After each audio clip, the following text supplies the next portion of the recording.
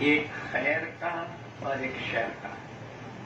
اسی لیے تمام نبی، تمام پیغمبر علیہ الصلوۃ والتسلیمات اور تمام نبیوں کے سردار محمد الرسول اللہ صلی اللہ علیہ وسلم، سب کی اصلی محنت کا میدان انسان کا دل.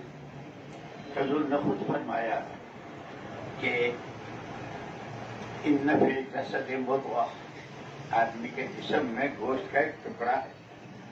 اذا صلحت صلح الجسد كله واذا فسدت فسد الجسد كله الا وهي القلب، او كما قال عليه السلام. وہ گوشت کا لوتھڑا، وہ گوشت کا ٹکڑا اگر وہ بن گیا تو سارا بدن بن گیا، وہ بگڑ گیا تو سارا بدن بگڑ گیا. سنو، وہ گوشت کی بوٹی، وہ گوشت کا ٹکڑا، وہ آدمی کا دل ہے. اور سب جانتے ہیں کتنا ہٹتا کٹتا بس آدمی. اگر اس کے ہاتھ میں کوئی پرابلم ہو جائے 19-20، ایک ہاتھ رگ میں کلوٹ ہو جائے، کچھ ہو جائے تو پہاڑ جیسا آدمی ڈھیر ہو جاتا ہے. کوئی کہتا بھائی چلو نا، ٹانگیں تو ہے. بھائی ٹانگیں تو ہے لیکن تو وہ لوگ ہر چیز نہیں شہر اس لیے کہ تابع ہے. اس دل میں بھی دو خانے ہیں، ایک خیر کا اور ایک شر کا. آدمی کے اندر بھلائی، اچھائی، کسی کے کام آنا، کسی کی پریشانی میں، کسی کی ضرورت میں، اور یہ بہت بڑا جذبہ ہے.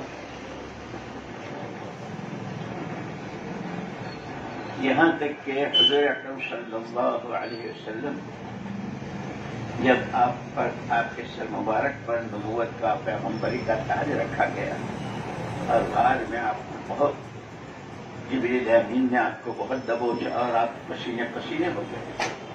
گھر جب تشریف لائے اور اماں جان حضرت خدیجہ رضی اللہ تعالیٰ سے کہا مجھے جلدی سے اڑا دو، مجھے میری جان کا خطرہ ہے.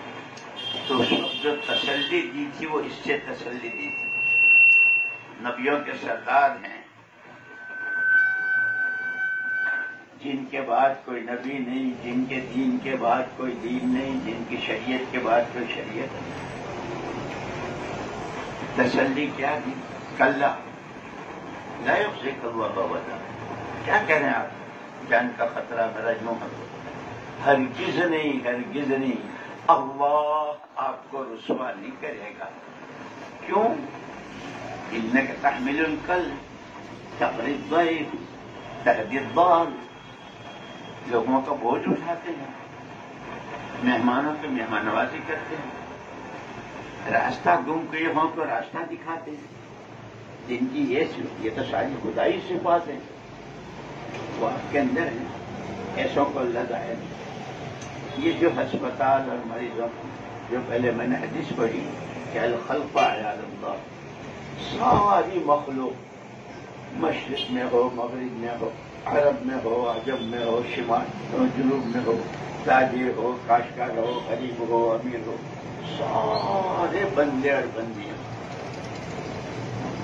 سب اللہ کا کنبہ ہے.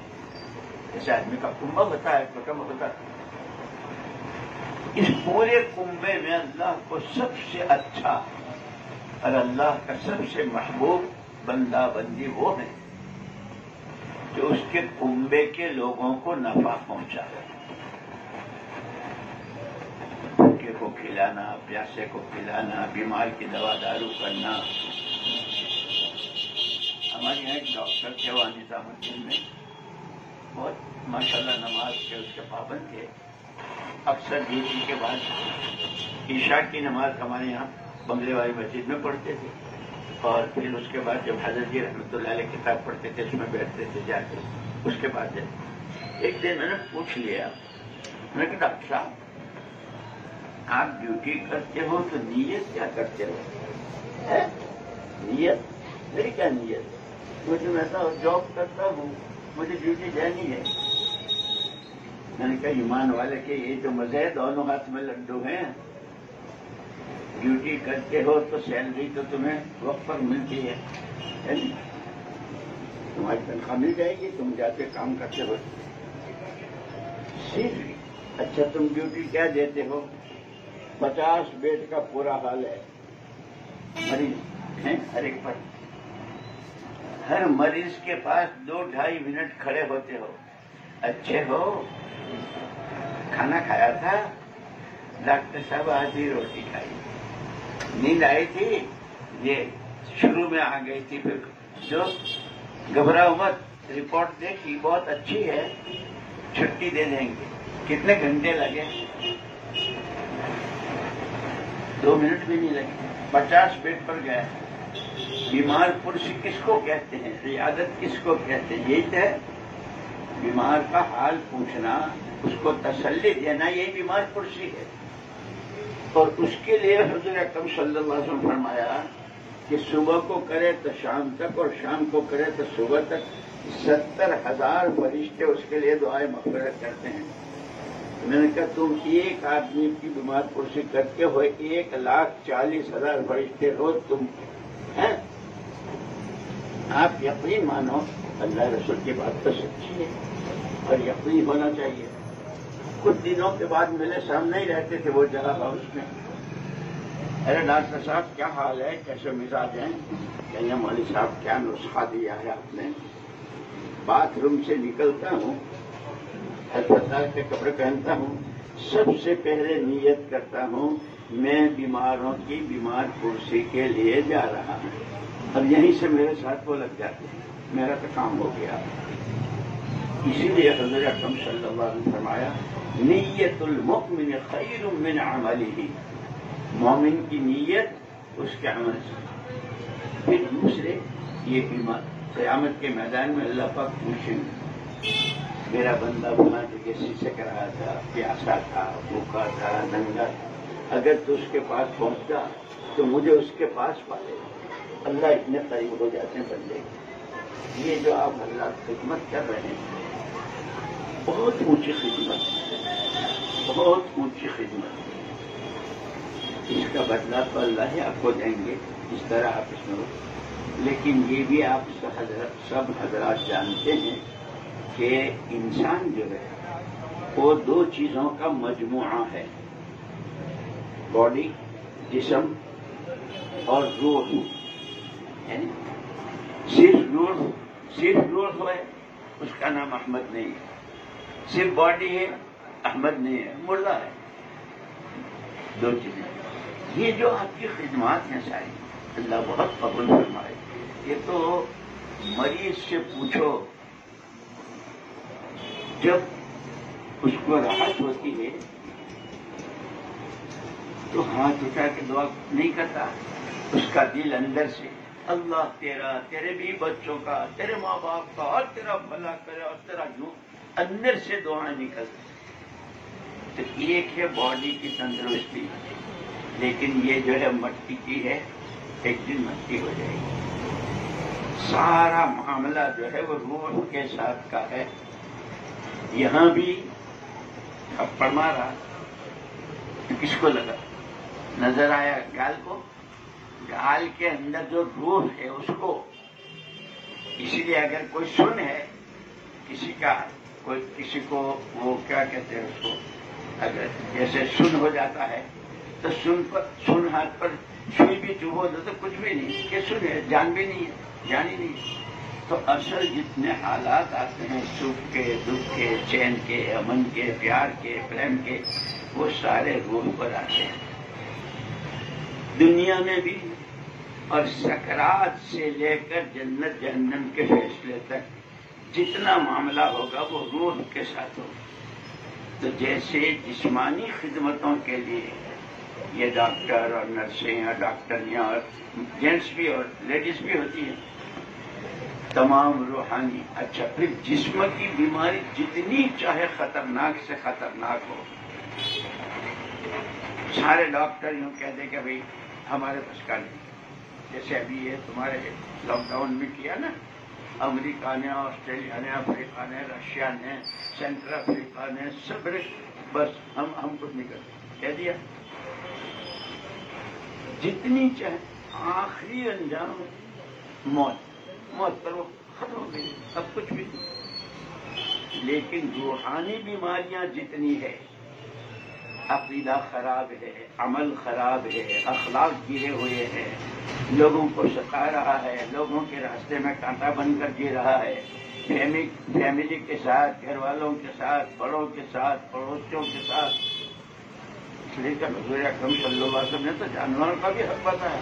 آپ تشریف لے جا رہے تھے، ایک اونٹ نے شکایت کی حضور سے، یہ میرا مالک مجھ سے کام زیادہ لیتا ہے، میری غذا بہت کم دیتا ہے. حضور نے پوچھا بھائی یہ کس کا ہے؟ حضور میرا. یہ شکایت کر رہا ہے، جیسے کام لے رہے ہو تو اس کو غذا بھی دو. تو آپ نے تو سب کا حق بتایا. اس لیے بچہ پیدا ہوتے ہی اس کے سارے رشتے، پوتا آیا، نواسا آیا، بھتیجا آیا، بھائی آیا، بیٹا آیا، ماموں آیا، ایک ہی لڑکا، کوئی اتنے سارے رشتے، اشراف کے حق اس کے اوپر. تو یہ آپ حضرات بہت بڑا کام کر رہے ہیں، اللہ تعالیٰ سے قبول فرمائے. لیکن اصل مسئلہ روحانی کا ہے، روح کا. اس کے لیے انبیاء کرام علیہ الصلوۃ والتسلیمات ہیں، اور تمام نبیوں کے سردار محمد الرسول اللہ صلی اللہ علیہ وسلم جو ہر ایک کے لیے نمونہ ہے، پکا شکا نمونہ. آپ کی ہر ادا میں نور، آپ کی ہر ادا میں پیار، آپ کی ہر ادا میں برکتیں، رحمتیں، مددیں، اللہ کی خوشی. اس کا ذکر کرنا بھی ضروری ہے. اس کے لیے اللہ پاک نے صدیوں ابھی میں زیادہ لمبی نہیں کرتا. اگر تاریخ اسلام پڑھو تو کیا سبحان اللہ، مدینہ منورہ کیا تھا حضور کے زمانے میں، پھر خلفائے راشدین کے زمانے میں. خلافت کے بعد جب بادشاہت کا دور آیا اور جب بغداد بالکل بستر ہو گیا اور وہاں وہ سارے تاتاری مسلط تھے اور کس طرح قتل و غارت ہو رہی تھی، وہ سارا سب کچھ ہو گیا. صدیوں کے بعد اللہ نے، چونکہ تمہیں چاہوں تمہارے چاہنے والوں کو چاہوں، حضور پاک صلی اللہ علیہ وسلم جتنا اللہ پاک چاہتے ہیں، جیسے حبیب ہیں، آپ کو آپ کی امت کو بھی اللہ اتنا ہی چاہتے ہیں. یہ ہلاک نہ ہو، یہ برباد نہ ہو، ان کی دنیا آخرت نہ گزرے. اس لیے اللہ نے اپنے کرم سے یہ دعوت و تبلیغ کے نام کا رحمت کا ہاتھ بڑھایا امت کی طرف. اسے پکڑ لو، جیسے کوئی ڈوب رہا ہو، بچاؤ بچاؤ بچاؤ کہتے ہیں. کوئی آدمی نے رسی پھینکی، پکڑ لی، موت زندگی سے بدل گئی. بالکل یہ دعوت و تبلیغ کا کام، یہ مسجدوں کی جماعتیں، یہ گشتیں، یہ فضائل کی تعلیم، اسی لیے کہتے ہیں گھروں میں بھی اپنی مستورات، اپنے بچے، بہویں، بیٹے، ان سب کو فضائل کی تعلیم بھی ہو، گشت بھی ہو، ملاقاتیں بھی ہو ایک دوسرے سے. اس لیے کہ حضور اکرم صلی اللہ علیہ وسلم جب ہجرت کر کے مدینے پاک تشریف لائے تو دو خاندانوں میں 120 سال سے لڑائی تھی، کوئی سولوشن نہیں، صلح کی کوئی شکل نہیں. آپ نے آ کر کے ان کو صلح کرانے کے لیے کپڑے نہیں باندھے، زمینیں نہیں باندھی، پیسے نہیں باندھے. جو عمل بتلائے، مسجد کی جماعت کی نماز سب میں کندھے سے کندھا ملا کر کھڑے ہو، اور نماز کے بعد تعلیم کے حلقے میں بیٹھے. یہ یہاں سے شروع ہوا اور اس کے بعد تک وہ ہمیں اللہ پاک نے کیا. اور اللہ کا شکر ہے، میں 1956 میں آیا تھا.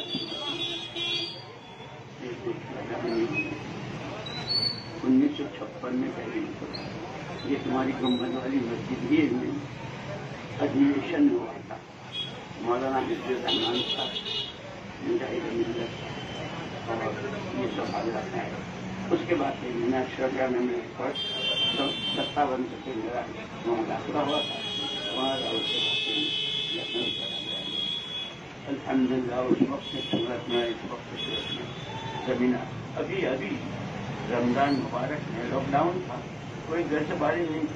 میں 3 مارچ کو اپنے گھر میں داخل ہوا اور عید بھی گھر میں پڑی. بقرعید 6 مہینے اور 7 دن کے بعد میں گھر سے سب کا حال ہے. لیکن الحمدللہ ساتھیوں سے، لوگوں سے جب کہا کہ بھائی یہی وقت ہے موقع ہے فارغ ہو، کتنے قرآن ختم ہوئے، کتنی نمازیں پڑھی ہے، وہ ضائع ہو آسمانوں میں جاتی ہے. جیسے پانی کی سطح بڑھتے بڑھتی ہے نہیں، ہوا چلتے چلتے تیز چلتی ہے، یہ اعمال اس کی سطح بنتی ہے، اس پر اللہ کے فیصلے ہوتے ہیں. اللہ تعالی ہمیں صحیح سمجھ نصیب فرمائے. دین اصل ہماری چیز ہے، دین اور دین یہ اسی کے لیے ہم پیدا ہوئے. انسان ہیں، فرشتے نہیں ہیں. کھائیں گے، کمائیں گے، بیوی بچے نواسے پوتے، یہ وہ سب ان سب کا حق، ان سب کو بھی دین اسی لیے پوری امت دے دے. اللہ پاک ہمیں سب کو قبول فرمائے. یہ بہت آسان سا نصاب ہے. گشتیں، تعلیم، نمازیں، سال میں چلہ 4 مہینے، اور پھر ملک. ہمیں تو حضور اکرم صلی اللہ علیہ وسلم کی طرف پورے عالم کی رحمت للعالمین. ہم کو آپ میراث میں یہ دے گئے. خود آپ نے فرمایا کہ ہماری نبیوں کی جماعت پیچھے والوں کے لیے کہ ایسوں کا وارث نہیں بنا جو اللہ کے یہاں سے لے کر آتے ہیں وہ دیتے جاتے ہیں. تو حضور اکرم صلی اللہ علیہ وسلم دین اور دن کی محنت ہم کو میراث نہیں. اور یہ جو مریضوں کی خدمت ہے جس میں آپ اس وقت بہت آگے بڑھ کے حصہ لے رہے ہیں، اس کو معمولی میں سمجھنا بہت بڑی خدمت ہے، بہت بڑی خدمت ہے. اس لیے کہ مخلوق اللہ کا کنبہ ہے، اور اس کنبے کے جس فرد کو کسی سے نفع پہنچتا ہے وہ اللہ کا محبوب اور پیارا بن جاتا ہے، اللہ کے نبی ہوتے ہیں. اللہ ہمیں آپ کو عمل کی توفیق دے. سبحانک اللہم